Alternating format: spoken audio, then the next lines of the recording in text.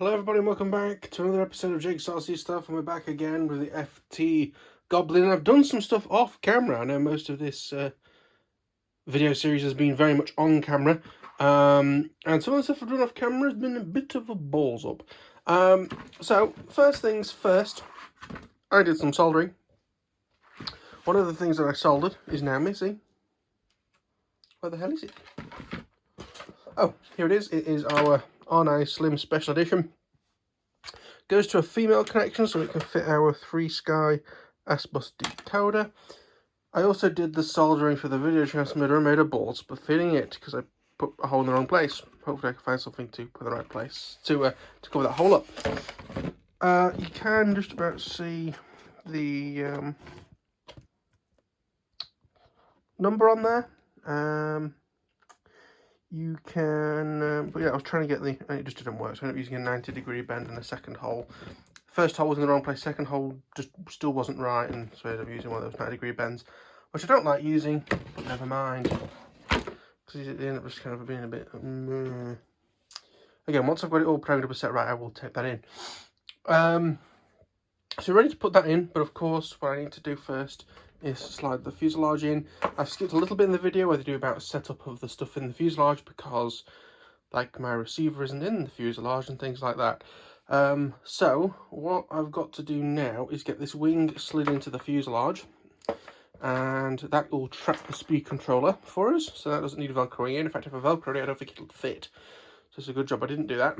I can slide the wing on, we can glue the wing in nice and straight, and then I can have a look at the receiver. So yes, I will get the hot glue gun on and wing slid in, and I'll see you all very shortly. Okay, so I've glued the wing on and I've got a little bit of a problem with the instructions. What they say to do is wipe off the glue with some foam. Trouble is, I then ended up with this where it's sort of skewed out. And to be honest with you, on the bottom, I kind of like that there's like a rivet, sort of like a rib of hot glue to keep it in place. So unfortunately, that now looks quite messy. I've tried picking at it with a knife. It is a bit of an older blade, but I can't get to it, which is kind of annoying. It looks a little bit squashy.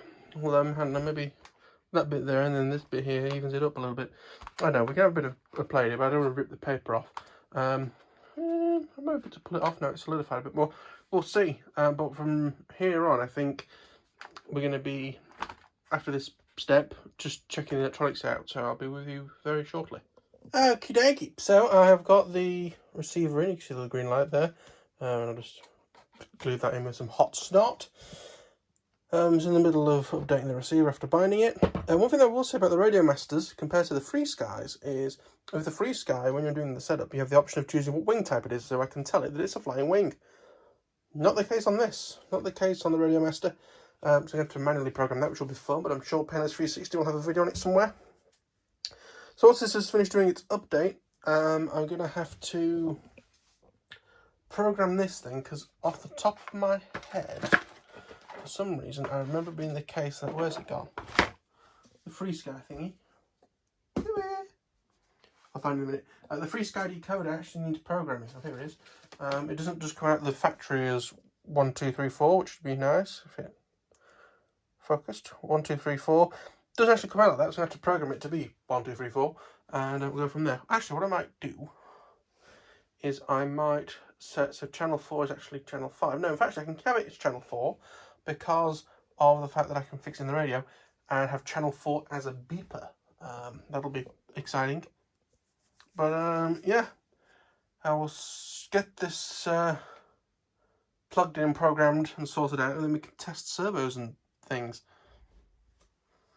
Now, I do have a full video on how this system works. Just search for S-Bus on the channel. It is one of the most popular videos. But just as a quick run through of how this works, we have a dial on here that sets the channel. So it's set at 1. I have this set as 1 on here. Then just press and hold. Try and get so you can see. So it flashes, and that's 1 set. So then press this button change this to 2, spin this round to 2, press and hold the button to do the same thing, and it's done. And we'll just carry on doing that until we've done all of them. Okay, dokie. So this is what my mixture eventually looks like in the end. So it's minus 50, 50, minus 50, 50 in that order that you can see there.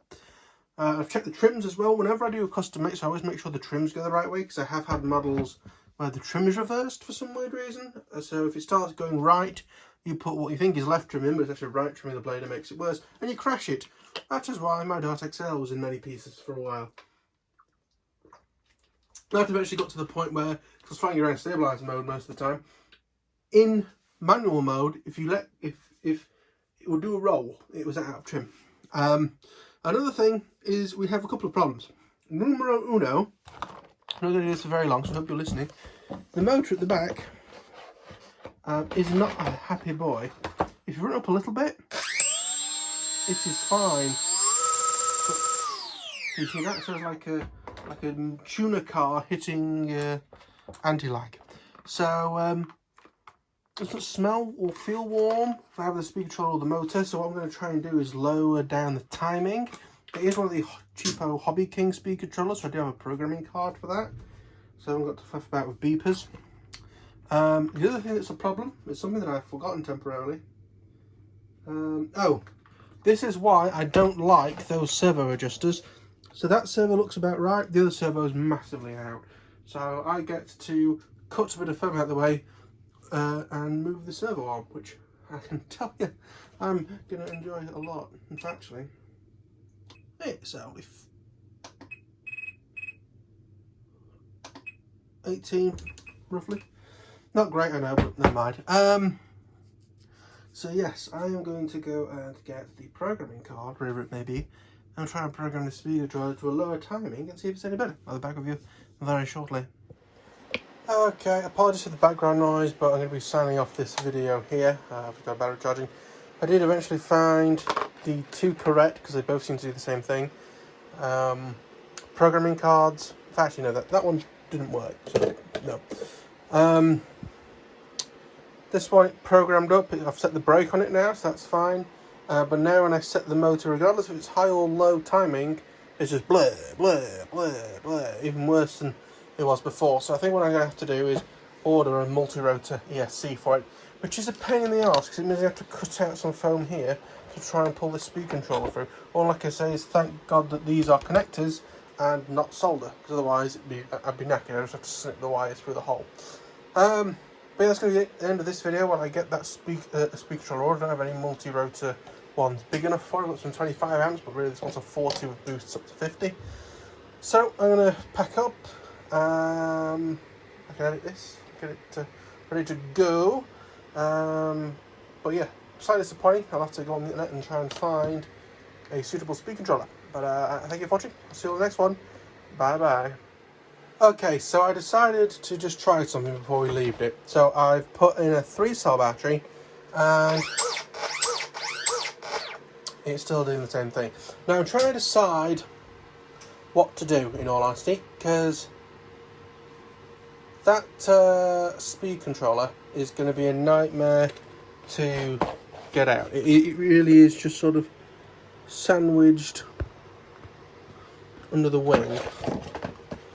Trying to decide if it's going to be easy to get this further back or further forward.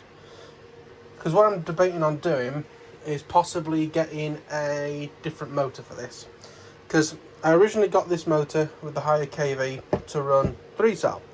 But by the looks of it, I'm going to end up running 4-cell on it. Just to give a bit of pep in its step. So I might just go with a good old traditional T-motor, because if I grab a very expensive calculator and I go 2000 times 14.8, that's 29600. If I then do 2750 times, I lost 11.1, I get 14,152. So 141. That can't be right. Yeah, it's not right. So 30,000 versus 29,000. So actually that'll be about the same performance anyway. So what I'm going to do, I think, is I'm going to just use one of these good old T-motors that I've got lying around on 4S with this, and take out this silly motor. It can be reserved for another project where I can have like D-shot or something with proper performance to do it. Or maybe it's just going to be a motor that sits in my drawer. Telemetry lost. Telemetry lost, good. But anyway, that's going to be it. I thank you all for watching. If you enjoyed, please hit the like button, helps a lot. Remember to subscribe if you want to see more of this stuff. And if you have any comments or feedback or anything, leave it in the comments down below. I thank you all for watching. I'll see you on the next one. Bye bye.